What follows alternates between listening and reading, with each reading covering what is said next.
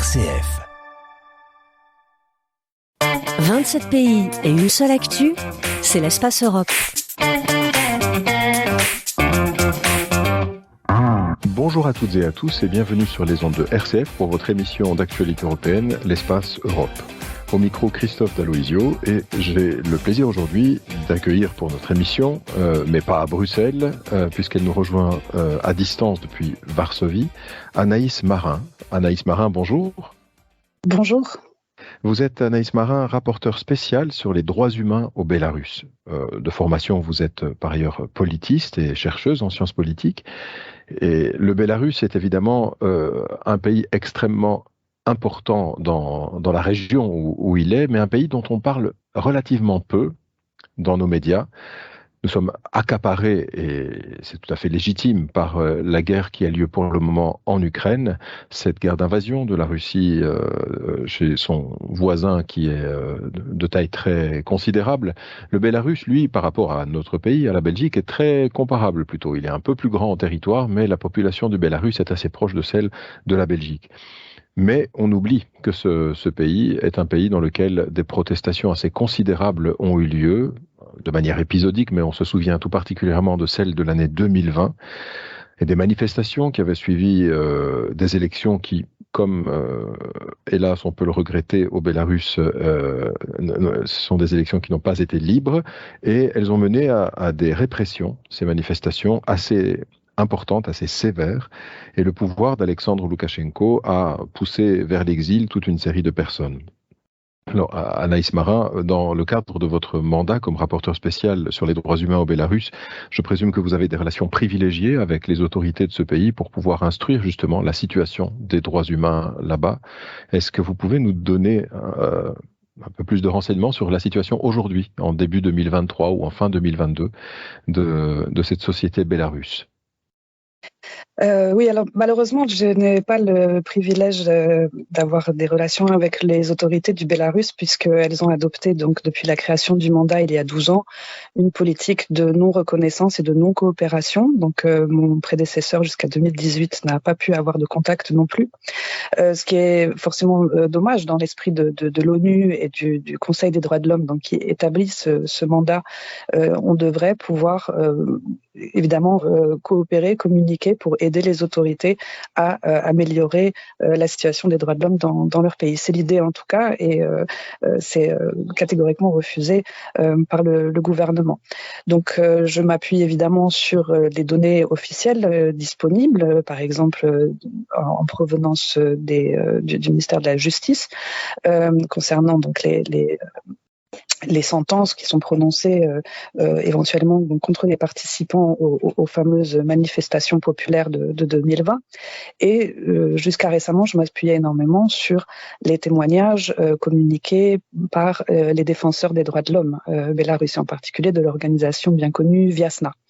Malheureusement, au cours des 2 dernières années, donc dans le prolongement de ces manifestations et de cette répression, on a tous en mémoire les images de violence de la répression pendant tout l'automne 2020, elle se poursuit. Et malheureusement, vous avez raison, on en parle très peu, trop peu. La répression se poursuit d'une autre manière depuis plus de 2 ans.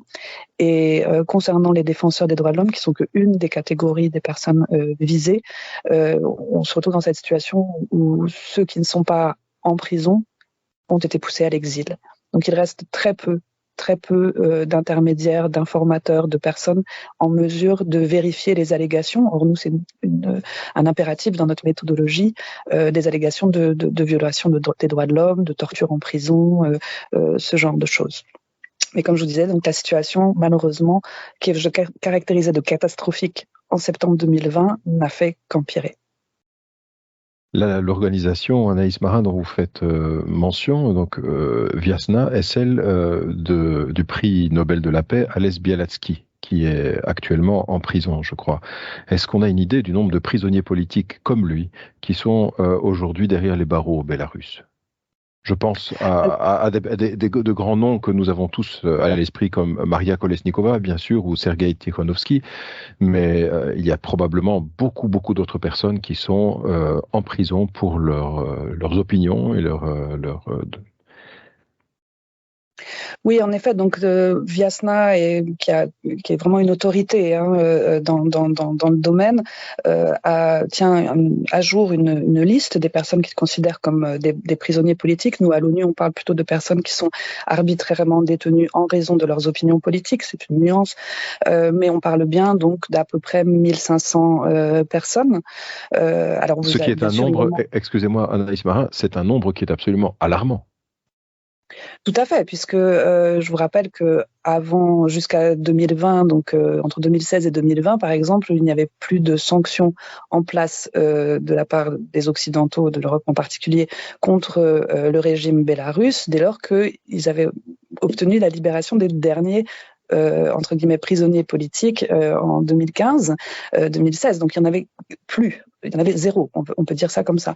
Et voilà, c'est passé à 1500 en l'espace de 2 ans et demi, avec, oui, en comparaison, je ne sais pas quels sont les chiffres pour la Chine ou la Turquie, mais par exemple, il y en a moins en Russie, qui est un pays pourtant 15 fois plus grand. Donc ça donne une idée quand même de l'ordre de grandeur, oui. Et a-t-on suffisamment d'informations sur l'état de détention justement de permettez-moi de les appeler prisonniers politiques avec la liberté d'expression qui est la mienne. Quel est l'état de leur procès actuellement? Est-ce qu'ils sont détenus de manière préventive ou bien est-ce qu'ils ont été condamnés? Et quel est l'état de leur contact avec l'extérieur? Est-ce qu'ils peuvent voir des proches, leurs avocats? Est-ce qu'ils communiquent vis-à-vis de l'extérieur grâce aux réseaux sociaux, comme on peut le voir par exemple de certains prisonniers politiques en Russie aujourd'hui? Alors non, c'est beaucoup plus fermé que ça. Les personnes donc qui ont eu un jugement sont donc en prison. Il y a différentes catégories de camps, de centres de détention avec plus ou moins de niveau de sécurité et de contact éventuel avec l'extérieur, avec les avocats en particulier, mais pas avec des organisations internationales, pas avec Amnesty. Personne ne peut faire de visite en prison au Bélarus. À la rigueur, des ambassadeurs de pays étrangers si le détenu détient la nationalité de leur pays. Là, ils ont le droit de visite consulaire. Mais en dehors de ça, on a très très peu d'informations sur les conditions de détention. Le courrier est filtré. Les personnes emprisonnées en général s'abstiennent de faire des commentaires sur les détails qui pourraient, parce qu'il y a une peur de représailles tout simplement. Donc on a eu, alors c'est quand il y a des cas particulièrement grave, quand il y a un décès en prison, malheureusement ça arrive, ou que la personne se retrouve aux portes de la mort, ce qui est quand même ce qui s'est passé visiblement pour Maria Kolesnikova il y a quelques semaines, au mois de décembre, où elle a été hospitalisée, opérée en urgence, et c'est seule la mobilisation internationale vraiment de l'opinion publique pour que les autorités rendent des comptes et expliquent pourquoi cette opération subite, qu'on a pu avoir des détails. Ensuite, il y a eu toute une mise en scène de ses retrouvailles avec son père qui a été autorisé à lui rendre visite donc à cet hôpital en prison, mais c'est absolument exceptionnel. Il n'y a pas de droit de visite, il n'y a pas de rencontre avec les familles pour les personnes qui sont à ce régime-là, qui ont été condamnées en raison de leurs opinions politiques. Elles n'ont quasiment plus de contact avec l'extérieur. Alors, Anaïs Marin, vous nous disiez donc que l'opposition est relativement muselée, ou en tout cas beaucoup ont été poussés vers l'exil. Il y a cependant encore des voix qui s'élèvent, et notamment par la chanson et par l'expression artistique. On va faire une pause musicale avec une artiste dont je vous laisse nous présenter le nom, pour ne pas que je l'écorche. Il s'agit de Margarita Levchuk, qui est une soprano, une chanteuse d'opéra, une actrice de cinéma, une mannequin bélarusse qui a une 30aine d'années et qui s'est lancée dans la chanson aussi, donc des chansons à texte avec son acolyte Andrei Pavouk à la guitare, et donc elle est très présente sur YouTube avec des chansons assez mordantes, on va dire, avec beaucoup d'humour et en même temps très très subtiles, et une voix magnifique.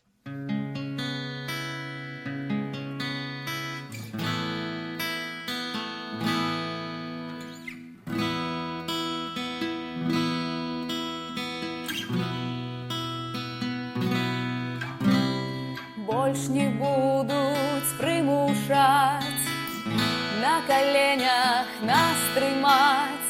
Я упевнена на 100, что мы переможем зло.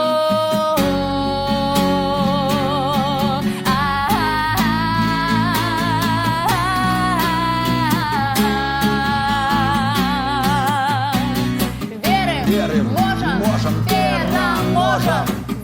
Верим, можем, переможем. Верим, можем, переможем.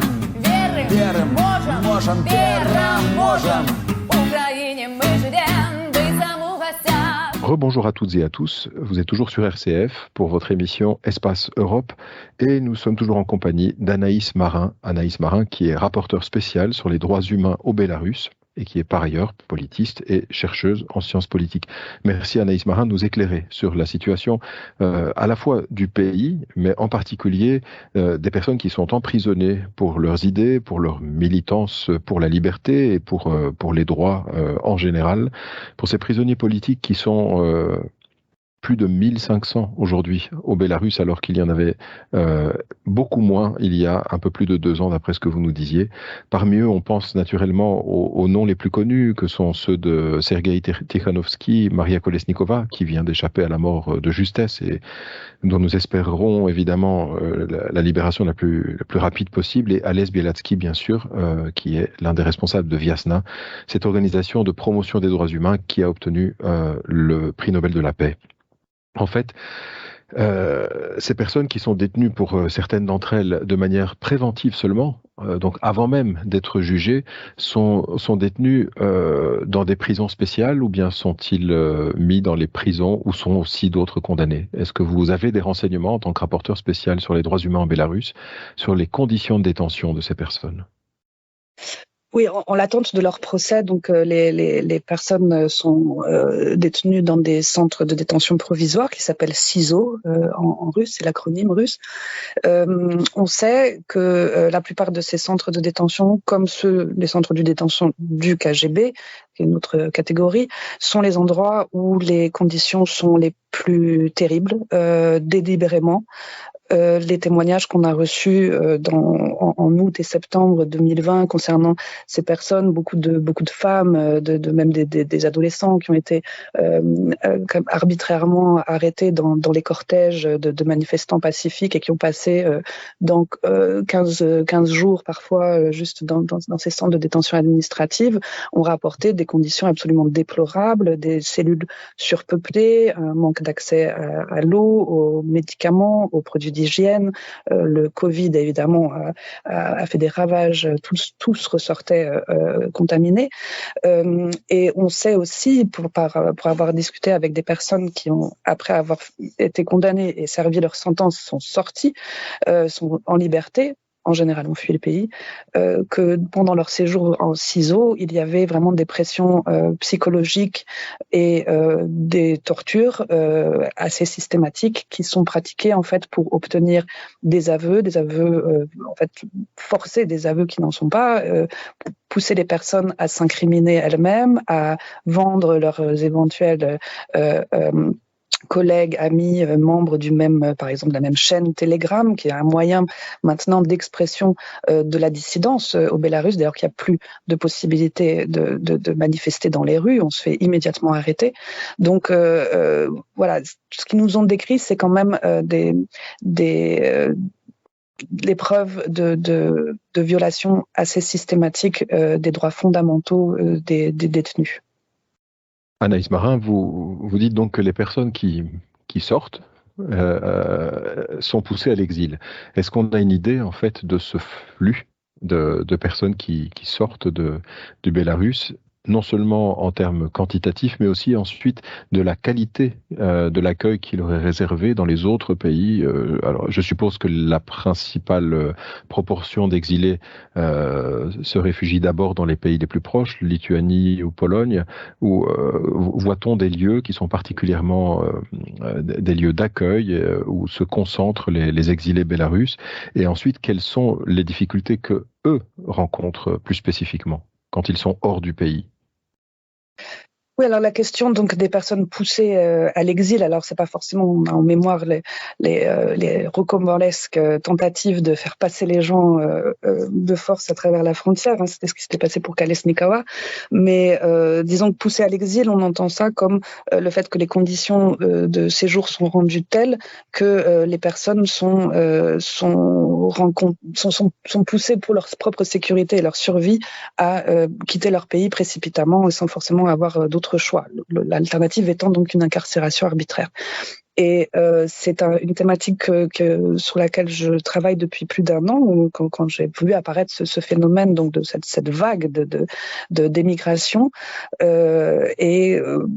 J'y ai consacré donc mon dernier rapport pour l'Assemblée générale de l'ONU, qui a été présenté au mois d'octobre, où on a malheureusement dû admettre qu'on ne pouvait pas avancer des chiffres précis parce que le Bélarus, s'il les tient, ne les communique pas, et les façons de comptabiliser les personnes selon les pays de destination ne sont pas forcément les mêmes. On m'a fourni des chiffres officiels de le nombre de demandeurs d'asile, mais on sait en fait que très peu de personnes demandent l'asile politique. Ils n'ont pas forcément les preuves à apporter du fait qu'ils ont été persécutés. D'autres ont pu bénéficier dans certains pays d'accueil. Donc vous avez souligné les pays voisins qui ont été très, très accueillants, très solidaires. La Lituanie, la Pologne, l'Ukraine en 2022, enfin jusqu'à la guerre. Tous ces pays-là donner des visas humanitaires. Enfin, pour l'Ukraine, il n'y avait pas besoin de visa du tout pour les Bélarusses, donc c'était une destination privilégiée.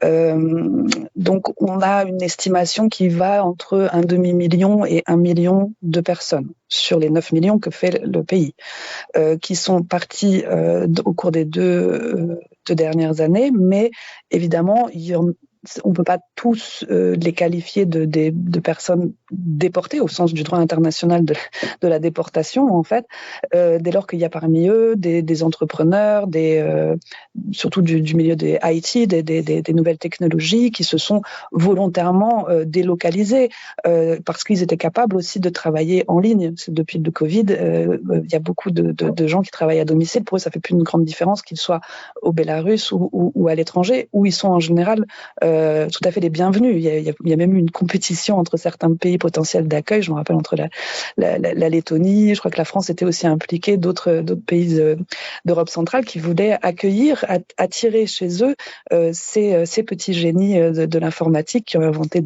des logiciels, des jeux vidéo, etc. et qui sont particulièrement recherchés.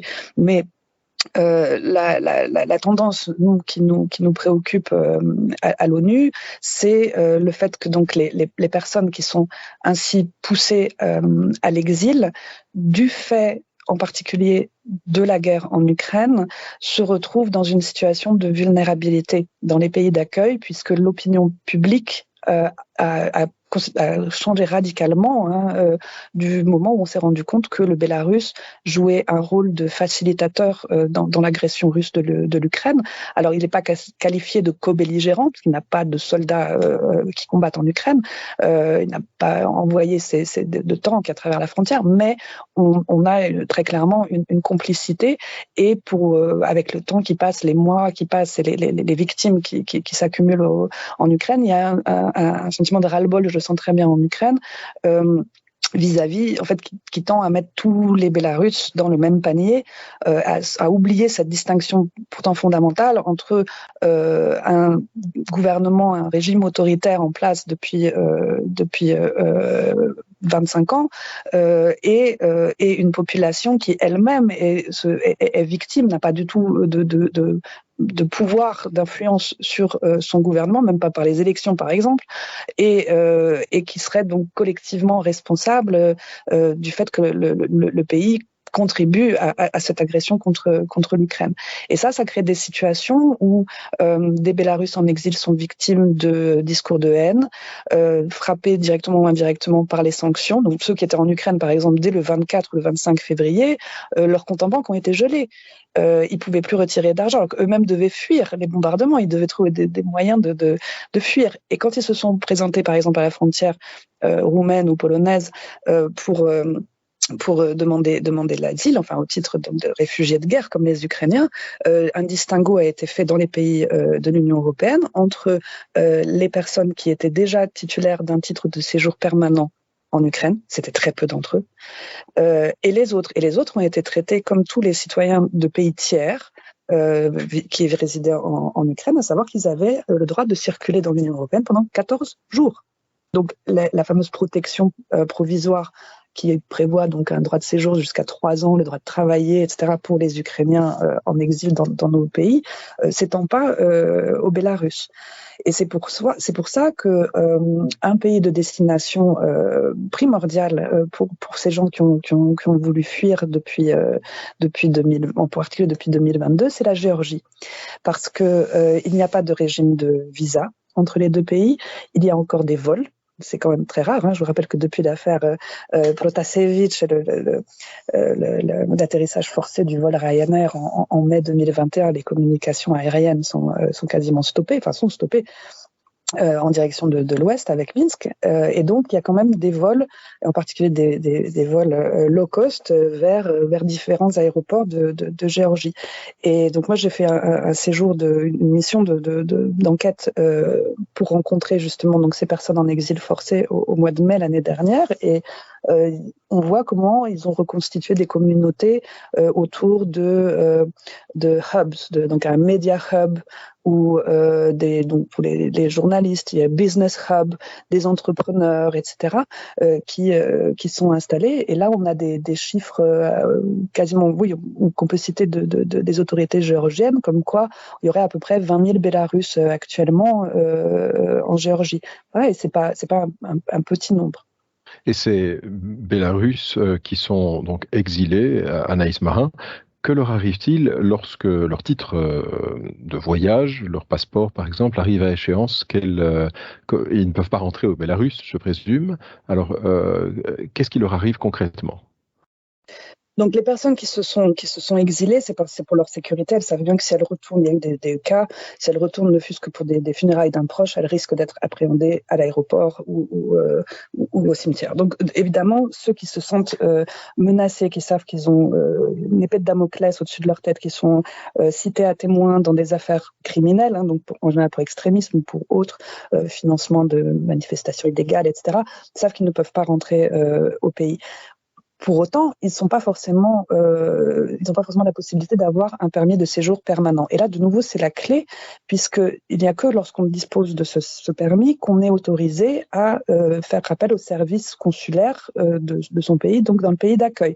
Et pour ceux qui oseraient aller visiter l'ambassade bélarusse du pays où ils se trouvent, il y en a beaucoup qui ont une peur un peu paranoïaque d'y entrer, mais ceux qui y vont se font répondre: si vous n'avez pas de permis de séjour permanent, on peut pas vous fournir un nouveau passeport ici. Vous devez retourner au Bélarus. C'est pareil pour tous les pays.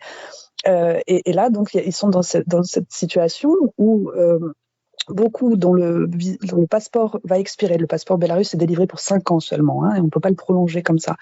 Et où ceux qui étaient habitués, comme les défenseurs des droits de l'homme par exemple, ou certains journalistes étaient habitués à voyager beaucoup dans les pays de l'Union européenne en particulier, avaient à chaque fois il y a un tampon qui est mis sur leur passeport, et donc il n'y a plus de pages dans le passeport pour ajouter des visas, des tampons. Et donc il faut renouveler le passeport.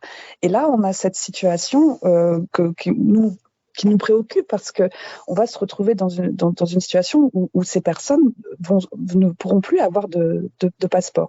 Et ça, c'est l'aspect, disons, pratique. On a juste cette alerte, disons, qui nous vient. Mais si on regarde l'évolution de la législation bélarusse, on voit aussi que parmi les derniers amendements, il y a maintenant la possibilité pour des tribunaux de condamner in absentia les personnes exilées pour extrémisme, et une des mesures des punitions prévues est justement le retrait de leur citoyenneté bélarusse. Et donc, Anaïs Marin, on se retrouve avec des personnes qui risquent la déchéance de toute nationalité, c'est-à-dire des apatrides. Est-ce que c'est bien ça la définition qu'on donne en sciences politiques de l'apatridie ? Exactement, et en droit international des droits de l'homme et en lien avec les conventions qui s'appliquent et qui demandent évidemment au pays de lutter et d'empêcher l'apatridie. Seulement, ces conventions, le Bélarus ne les a pas signées et il a une autre vision, disons, de qui sont ces personnes. Même donc, elles n'ont pas la nationalité d'un autre pays, donc théoriquement, on ne devrait pas leur retirer celle qu'ils avaient à la naissance. En plus, dans une logique de vengeance. Enfin, je veux dire, c'est comme si c'était pas assez de les d'avoir purgé la société des éléments donc actifs de la société civile, des journalistes indépendants, les défenseurs des droits de l'homme, les activistes politiques, etc. On les a poussés à l'exil et on les considère comme le Bélarus les considère comme des traîtres, comme des éléments dangereux qui dans les sentences qui sont prononcées, ça peut être pour des violations du code pénal, pour mise en danger de la sécurité nationale, complot en vue de déstabiliser l'ordre constitutionnel, etc. Alors c'est des gens qui cherchaient légalement à exercer leur droit démocratique, à avoir une place dans la société et dans les décisions. Donc, quand on voit que c'est vraiment une logique de vengeance contre donc des dissidents qui sont considérés comme de dangereux criminels. On va leur utiliser la législation pour la lutte contre l'extrémisme ou la législation sur le financement des activités terroristes. Et cette dérive, on la voit très bien. Et une des conséquences, ça peut être que des personnes, à commencer par Madame Tsikhanouskaya par exemple, risquent de se retrouver sans nationalité, sans passeport bélarus valide à l'étranger. Que faire alors ? Anaïs Marin, on va en rester sur cette question lancinante et qui devrait préoccuper l'ensemble des opinions publiques en Europe, parce que la situation du Bélarus reste une préoccupation. Vous mentionniez tout à l'heure la durée de règne, oserais-je dire, de l'actuel président Alexandre Loukachenko. Il me semble qu'on va vers les 30 ans même de régime absolument antidémocratique. Il a été élu en 94, oui. Voilà, et donc ce triste anniversaire devrait nous rappeler que ce pays est à la fois extrêmement proche et pourtant extrêmement fermé. Merci Anaïs Marin d'avoir levé un coin du voile. Merci à vous. À bientôt.